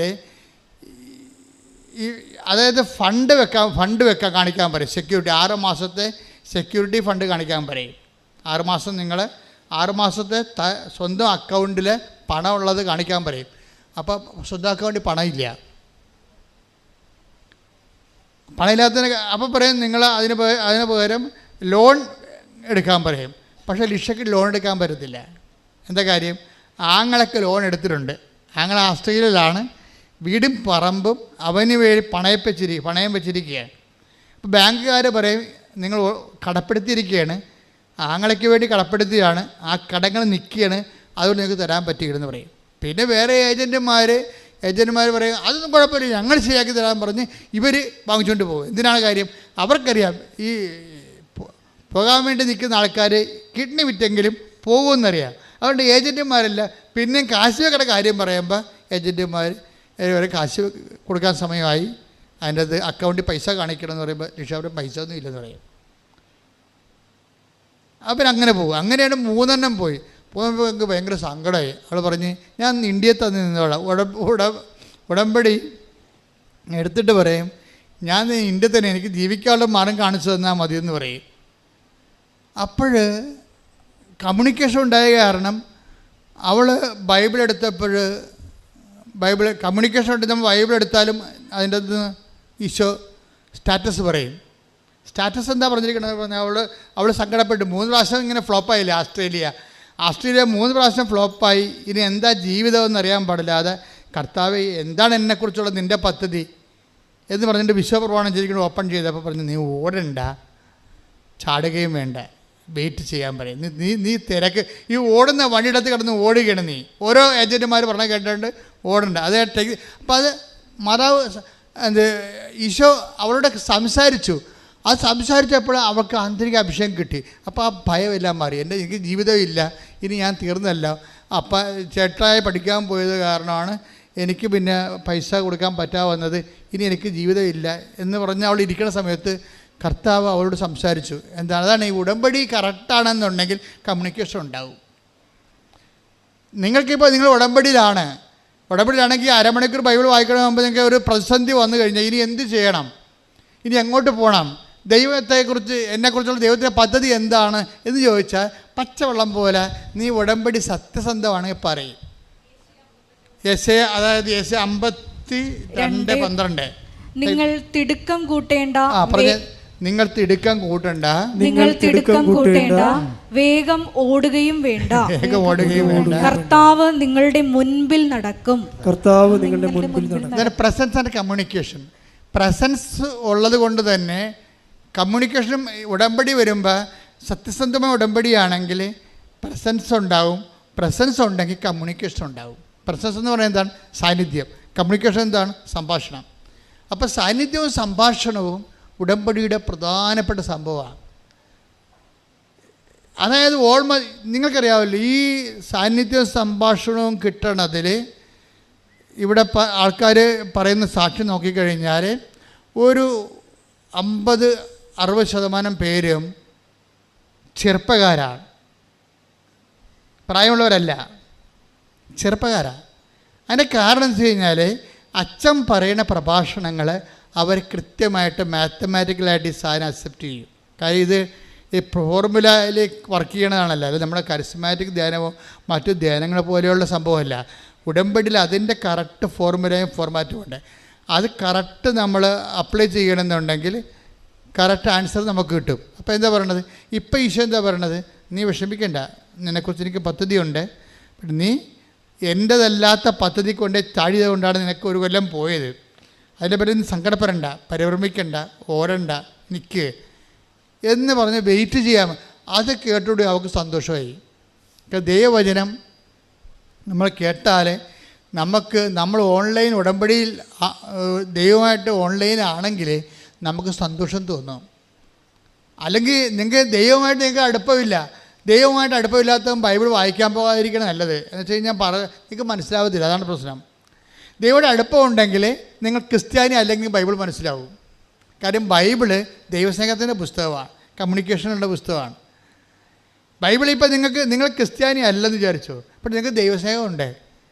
നിങ്ങളുടെ ഉടമ്പടി ഓക്കെ ആണെങ്കിൽ കമ്മ്യൂണിക്കബിൾ ആകും നിങ്ങൾ ദൈവമായിട്ട്. നിങ്ങൾ നടക്കേണ്ട വഴി നിൻ്റെ മുഖത്തോട്ട്. ദി വേർഡ് ഓഫ് ഗോഡ്, സങ്കീർത്തനം 32:8. 32-ാം സങ്കീർത്തനം 8-ാം തിരുവചനം. 32-ാം സങ്കീർത്തനം 8-ാം തിരുവചനം. ഞാൻ നിന്നെ ഉപദേശിക്കാം എന്ന് പറഞ്ഞ്, ഞാൻ നിന്നെ ഉപദേശിക്കാം, ഞാൻ നിന്നെ ഉപദേശിക്കാം, നീ നടക്കേണ്ട വഴി കാണിച്ചു തരാം, നീ നടക്കേണ്ട വഴി കാണിച്ചു തരാം, ഞാൻ നിന്റെ മേൽ ദൃഷ്ടി ഉറപ്പിച്ച് നിന്നെ ഉപദേശിക്കാം. ഉപദേശം counselling. God is wonderful counselling. ദൈവം എപ്പോഴും നമ്മൾ വഴികളിൽ വചനത്തിലൂടെ, ദർശനത്തിലൂടെ, സ്വപ്നത്തിലൂടെ എല്ലാം നമുക്ക് ഡയറക്റ്റ് ചെയ്തുകൊണ്ടിരിക്കും. അത് ഏറ്റവും ടോപ്പ് ഉടമ്പടിയിലാണ് ഏറ്റവും കൂടുതൽ സംഭവിക്കുന്നത്. ആൾക്കാരെ ദൈവം ഇങ്ങനെ ഉപദേശിച്ചു കൊണ്ടിരിക്കും, നടക്കേണ്ട വഴി കാണിച്ചുകൊണ്ടിരിക്കും. അപ്പോൾ ഇവൾ പറയും, ഈശോ എൻ്റെ മനസ്സിലൊരു വഴിയും കാണുന്നില്ല എന്ന് പറയും. ഉടനെ ഇവിടെ അപ്പ പറയും, എടി ഞാനും അമ്മയും കൂടി ഒരു തീരുമാനം എടുത്തിട്ടുണ്ട്, നിന്നെ അമേരിക്ക വിടാം. അമേരിക്കനാ? ആസ്ട്രേലിയ പോകാൻ പാടുള്ളത് ഞാനാണ്, അമേരിക്ക പോകാൻ പാടുള്ളത്, നിങ്ങൾ എന്നാ പറയണമെന്ന് ചോദിച്ചു. അല്ല, ഞങ്ങളുടെ മനസ്സിൽ അങ്ങനെ തോന്നണം, നിന്നെ അമേരിക്ക പഠിക്കാൻ വിടാമെന്ന് വിചാരിക്കും. അപ്പനും അമ്മ ഇവർക്ക് കോൺഫിഡൻസ് ഇല്ല. അപ്പം ദൈവം ഇപ്പം എന്ത് ബാറ്റൺ അപ്പൻ്റെ അമ്മയെ കൈ കൊടുത്തിരിക്കുകയാണ്. ഇപ്പം നിങ്ങൾക്കറിയാമല്ലോ, നിങ്ങൾക്ക് ഒരു കുഞ്ഞിനെ ദൈവം തരണ മുമ്പ് തന്നെ നിങ്ങൾക്ക് ആ കുഞ്ഞിനെ വളർത്താനും ഉയർത്താനും ഉള്ള കഴിവ് തന്നിട്ടുണ്ട് ദൈവം. നിങ്ങൾക്ക് കുഞ്ഞുങ്ങൾക്ക് വേണ്ടി പ്രാർത്ഥിക്കുമ്പോൾ ആ കുഞ്ഞുങ്ങൾക്ക് വേണ്ടി പ്രാർത്ഥിക്കുന്നത് വെച്ച് നിങ്ങൾ വിശുദ്ധീകരിക്കപ്പെടുകയും ചെയ്യും.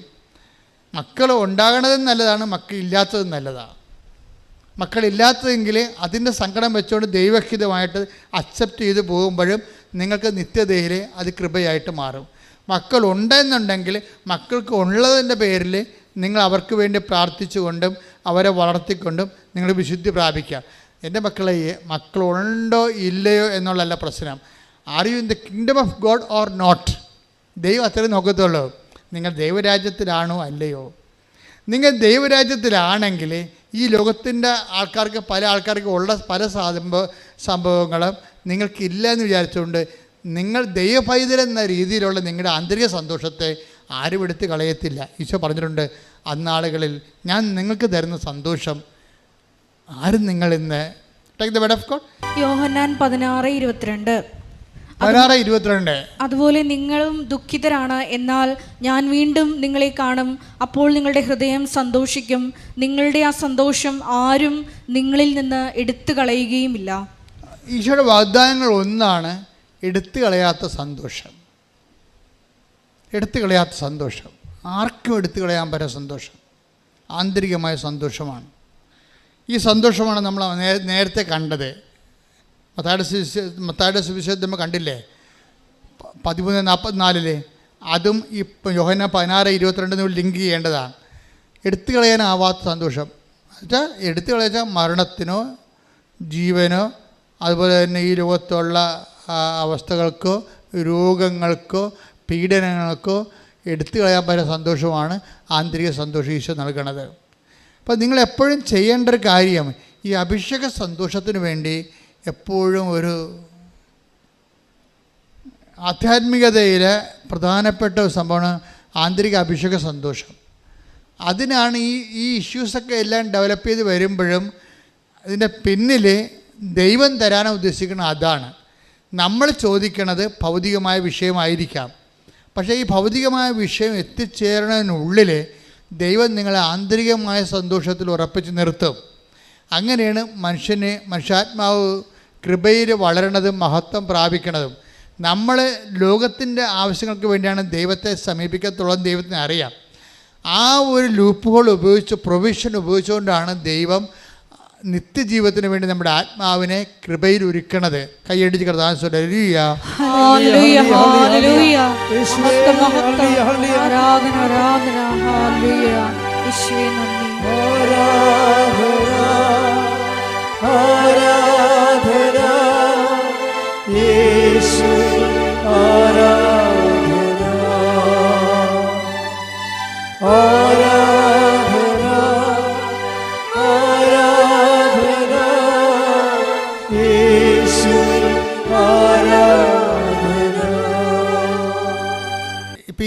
നീ ഓടണ്ട, ധൃതിക്ക് ഓടണ്ട, നീ വ്യഗ്രത കാണിക്കേണ്ടതെന്ന് അവളോട് കമ്മ്യൂണിക്കേറ്റ് ചെയ്തപ്പോൾ ഇവൾ ഓക്കെ ആയി.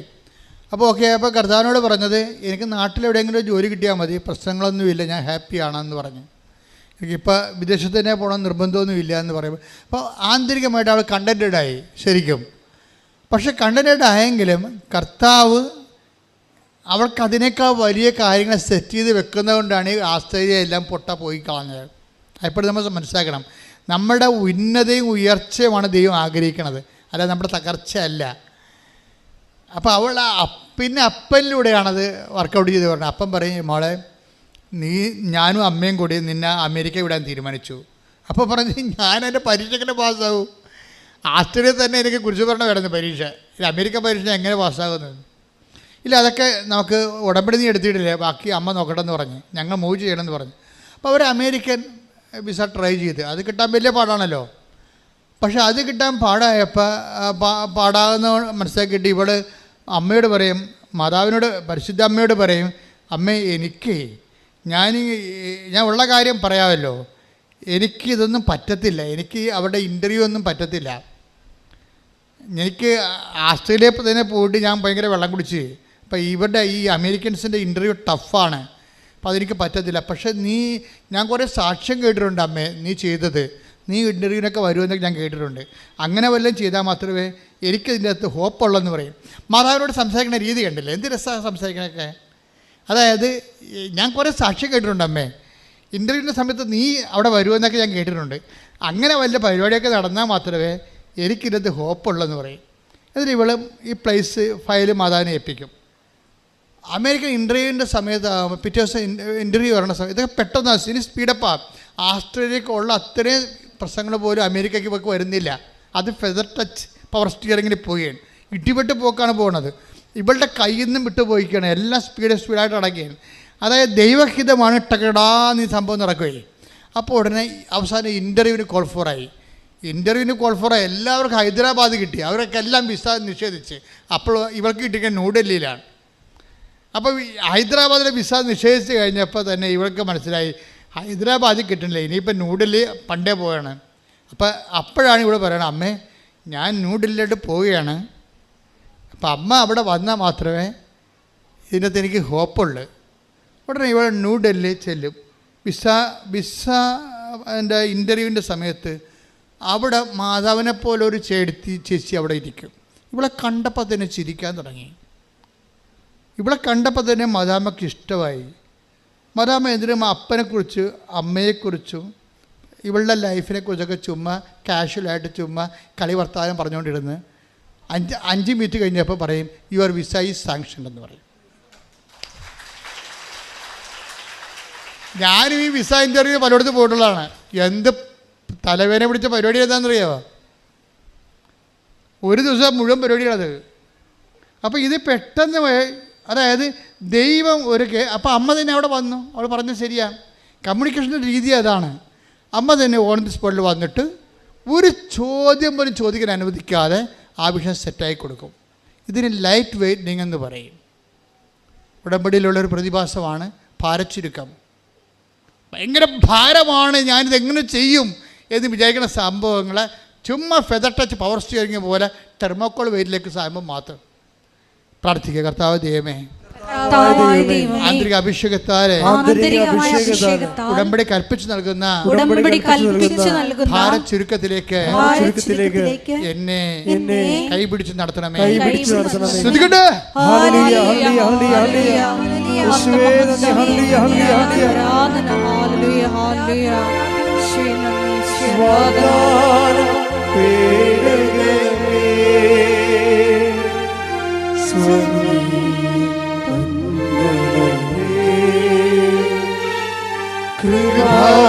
കൃപാസനത്തിൻ്റെ അമ്മേ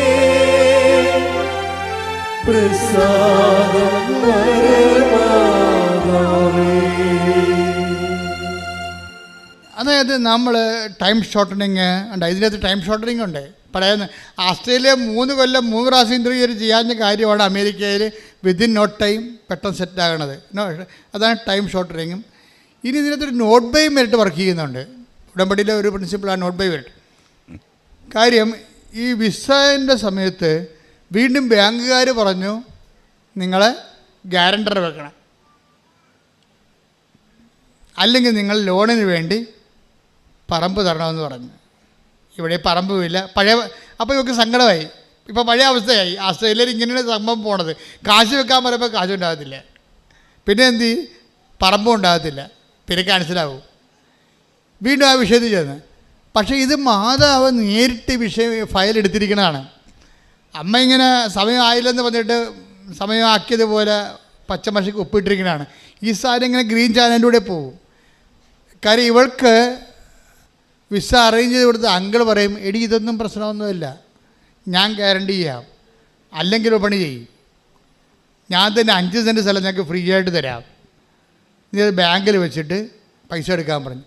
അങ്കിള് ബാങ്കിൽ പൈസ എടുക്കാൻ വേണ്ടി 5 സെൻറ്റ് സ്ഥലം ഇവക്ക് വെറുതെ കൊടുക്കും.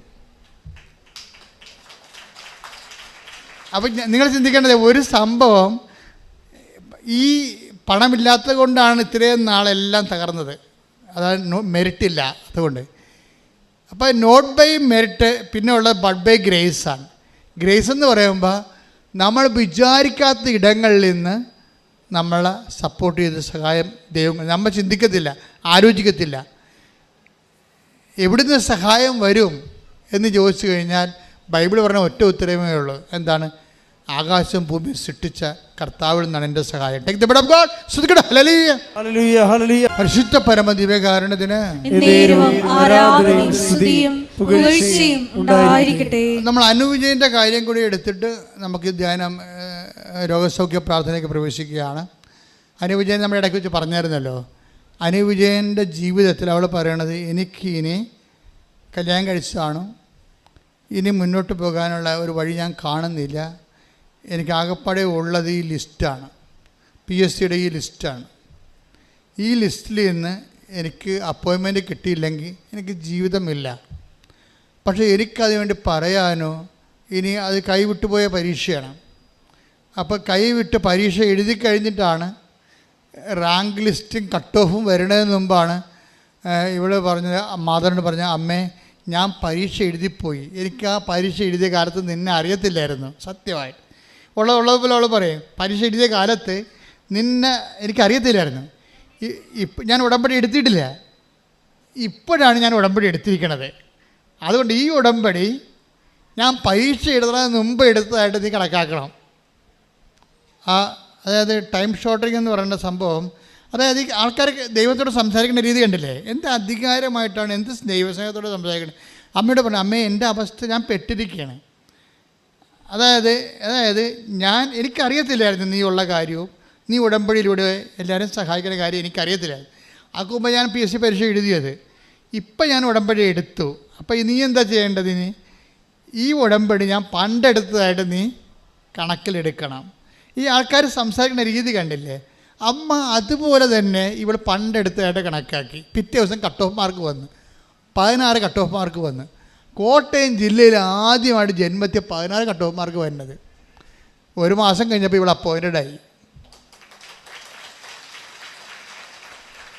അതായത് ദൈവത്തിൻ്റെ കൂടെ ഇതുപോലെ മനുഷ്യന്മാർ വീട്ടിലുള്ളൊരു അംഗത്തെ പോലെ ദൈവസ്നേഹത്തോടെ സംസാരിച്ചുകൊണ്ട്, സത്യസന്ധമായ ദൈവത്തിന് വേണ്ടി ജീവിച്ചുകൊണ്ട്, സത്യസന്ധമായി ഈ ഉടമ്പടിയുടെ ഭാഗമായി ജീവിതം മുന്നേറുന്ന കാഴ്ച ഓരോ ദിവസവും കൃപാസനത്തിലെ ദൈവം എല്ലാവർക്കും വേണ്ടി കാണിക്കുന്ന സാക്ഷ്യത്തിൻ്റെ കാണിക്കളാണ്. നിങ്ങളെ സാക്ഷ്യങ്ങൾ എപ്പോഴും വായിച്ചു നോക്കണം. ഓരോരുത്തർ സാക്ഷ്യം നമുക്കറിയാം. ഒരു സാക്ഷ്യം എന്ന് പറഞ്ഞ ഒരു ജീവിതമാണ്. ഞാൻ ഉടമ്പടി പത്രം കൈ കിട്ടുമ്പോഴേ ഞാൻ ഓർക്കും, ദൈവമേ ഇതൊരു ജീവിതമാണല്ലോ. ഉടമ്പടി പത്രം കൈ കിട്ടുമ്പോൾ ഇവിടെ ആൾക്കാരെ കൊണ്ടും തരത്തില്ലേ.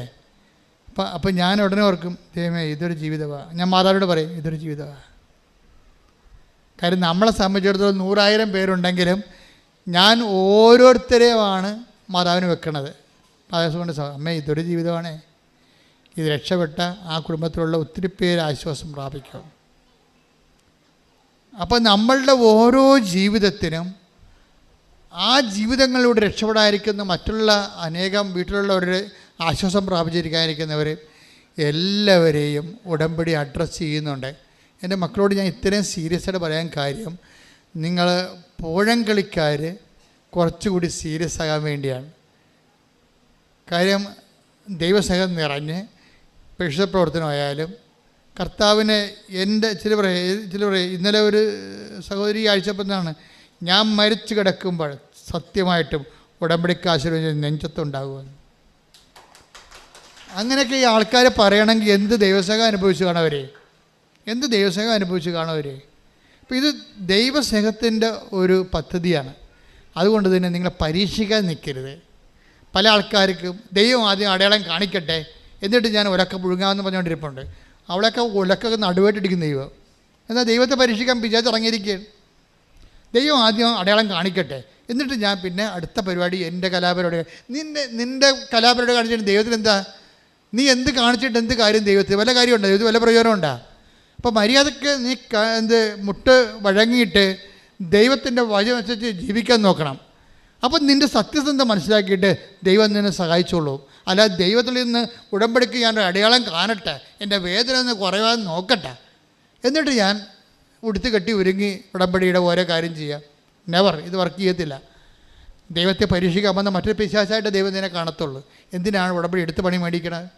അപ്പോൾ മര്യാദക്ക് പഴയ മനുഷ്യൻ ഉരിഞ്ഞു നിൽക്കണം. ചുമ്മാ ഉരിഞ്ഞിട്ട് കാര്യമില്ല, അവൻ്റെ ചെയ്തികളോടുകൂടി. Take the blood of God. ശ്രദ്ധിക്കട്ടെ. ഹല്ലേലൂയ ഹല്ലേലൂയ ഹല്ലേലൂയ ഹല്ലേലൂയ ഹല്ലേലൂയ. യേശുവേ നന്ദി. ഹല്ലേലൂയ ഹല്ലേലൂയ. കൊളോസ്യൻസ് 3:9 പഴയ മനുഷ്യനെ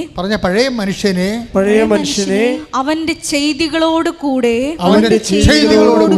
നിഷ്കാസനം ചെയ്യുവിൻ. അടുത്ത വചനം എന്താ? സമ്പൂർണ്ണ ജ്ഞാനം കൊണ്ട് സൃഷ്ടാവിന്റെ പ്രതിച്ഛായയ്ക്ക് അനുസൃതമായി നവീകരിക്കപ്പെടുന്ന പുതിയ മനുഷ്യനെ ധരിക്കുവിൻ. അപ്പോൾ സൃഷ്ടാവിൻ്റെ പ്രതിച്ഛായക്ക് എന്ന് പറയുമ്പോൾ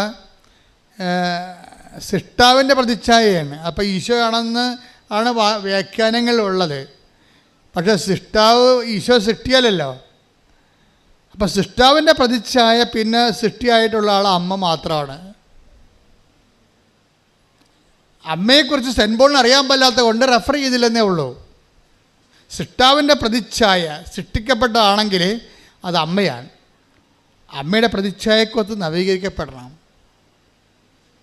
അമ്മയുടെ സ്നേഹം, ദൈവസ്നേഹം, അമ്മയുടെ ദൈവവിശ്വാസം, അമ്മയുടെ ശുശ്രൂഷ മനോഭാവം, അമ്മയാണ് ഈശോനെ സ്വീകരിച്ചത്, അമ്മയാണ് ഈശോനെ വളർത്തിയത്, അമ്മയാണ് ഈശോനെ ലോകത്തിന് കൊടുത്തത്, അമ്മയാണ് രക്ഷകർത്തം പൂർത്തിയാക്കാൻ വേണ്ടി കുരിശിന് ചുവട്ടിൽ നിന്ന് അപ്പയുടെ ജോലി പൂർത്തിയാക്കിയത്. എല്ലാം അമ്മയാണ്. അപ്പം നിൻ്റെ അമ്മയെ സ്വീകരിച്ചുകൊണ്ട്, അമ്മയുടെ ആധ്യാത്മികത സ്വീകരിച്ചുകൊണ്ട് ക്രിസ്തുവിൽ വളരാൻ വേണ്ടി ഉടമ്പടി നിന്നെ സഹായിക്കും. ആ രീതിയിലാണ് നീ ഉടമ്പടി എടുക്കുന്നുണ്ടെങ്കിൽ ബാക്കിയെല്ലാം 6:33 അനുസരിച്ച് കൊണ്ട് ചേർത്ത് നൽകും. നിങ്ങൾ ആദ്യം ദൈവരാജ്യത്തെയും അതിൻ്റെ നീതിയെയും കുറിച്ച് അന്വേഷിക്കുക. ബാക്കിയുള്ളതെല്ലാം മത്തായി 6:33 ചേർത്ത് നൽകും. ഉടമ്പടിയിലുള്ള എല്ലാ നിയോഗങ്ങളും ചേർത്ത് നൽകപ്പെടുന്നതാണ്.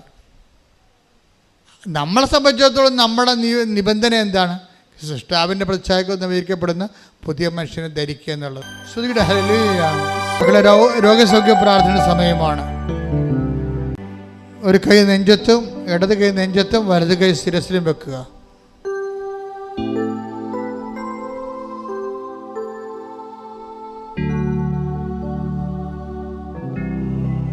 ഈ നിമിഷം ഞാൻ സുഖപ്പെടും. കർത്താവ് മാതാവിൻ്റെ മധ്യസ്ഥതയിൽ ഈശോ എന്നെ സുഖപ്പെടുത്തും. ഇന്ന് ഓൺലൈനിലുള്ളവരും മനസ്സിൽ വിചാരിക്കുക, രക്തസ്രാവക്കാരി രോഗി അവൻ്റെ വസ്ത്രത്തിലെങ്കിലും ഒന്ന് തൊട്ടാൽ താൻ സുഖപ്പെടുമെന്ന് ഉള്ളിൽ വിചാരിച്ചിരുന്നു. രോഗസൗഖ്യ പ്രാർത്ഥനയുടെ അടിസ്ഥാന യോഗ്യത ഉള്ളിൽ വിചാരിപ്പാം. ഞാനിപ്പോൾ സുഖപ്പെടും എന്ന് ഉള്ളിൽ വിചാരിക്കണം. കർത്താവേ, നിന്റെ ഉന്നതമായ നാമത്തിന് സ്വസ്ഥം ചെയ്യുന്നു.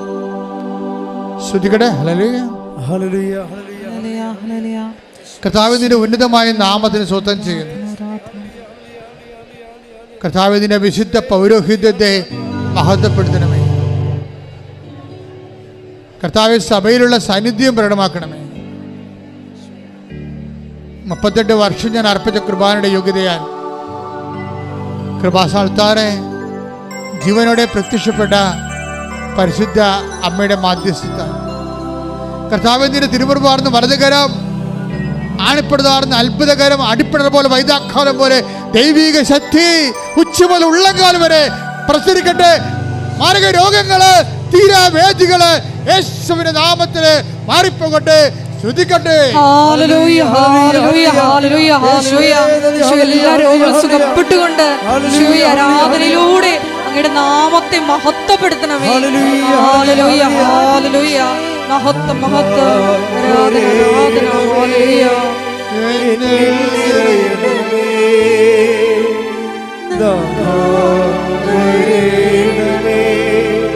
സൗഖ്യം നൽകണമേ, വരേണമേ, എന്നിൽ നിറയണമേ, വരേണമേ, സൗഖ്യം നൽകണമേ. എൻ്റെ മക്കളെ, കൈകളെടുക്കുക. കർത്താവിൻ്റെ ആലയത്തിൽ സന്തോഷത്തിൽ നിൽക്കുക. എൻ്റെ പ്രിയ മകനെ, പ്രിയ മകളെ, കർത്താവ് ആണ് നിന്നെ കൊണ്ടുവന്നത് നീ ഓർക്കണം. ഈ അൾത്താരയിലിൻ്റെ വാതിക്കൽ നീ നിൽക്കുമ്പോൾ ലക്ഷക്കണക്കിന് മനുഷ്യർ ആശ്വാസം പ്രാപിച്ച ദൈവം അവരെ നേരിട്ട് സ്പർശിച്ച സ്ഥലത്താണ് ദൈവം നിന്നെയും കൊണ്ടുവന്നിരിക്കുന്നത്. നിൻ്റെ ജോലി, വീട്, വിവാഹം, വഴി, വെള്ളം, വെളിച്ചം, നിൻ്റെ വിസ, നിൻ്റെ നാട്ടിലെ ജോലി, സാമ്പത്തിക തടസ്സങ്ങൾ, തെറ്റ് നടപടികൾ, ശരീര അസുഖങ്ങൾ, സ്ഥലം വിൽക്കാനുള്ളവർ, അങ്ങനെ എല്ലാ മണ്ഡലങ്ങളിലും നിന്റെ യാത്രകൾ, ഈ ആഴ്ചയിലുള്ള, ഈ മാസത്തിലുള്ള യാത്രകൾ, വന്ന തടസ്സങ്ങൾ, നിൻ്റെ കേസുകൾ, കോടതി കേസുകൾ, നിന്റെ തകർന്ന കുടുംബങ്ങൾ, മക്കളില്ലാത്ത അവസ്ഥകൾ എല്ലാം കർത്താവിൻ്റെ തിരുസന്നിധിയിൽ സമർപ്പിച്ചുകൊണ്ട് കർത്താവ് നിന്നെ അനുഗ്രഹിച്ചുകൊണ്ട് പ്രാർത്ഥിക്കുക. കർത്താവേ, ഈ ഒറ്റ പ്രാർത്ഥന കൊണ്ട് അൾത്താരെ വന്ന് സാക്ഷ്യം പറയാൻ, നാമത്തെ മഹത്വപ്പെടുത്താൻ പരിശുദ്ധ അമ്മേ എന്നെ സഹായിക്കണമേ. ശ്രുതികട്ടെ,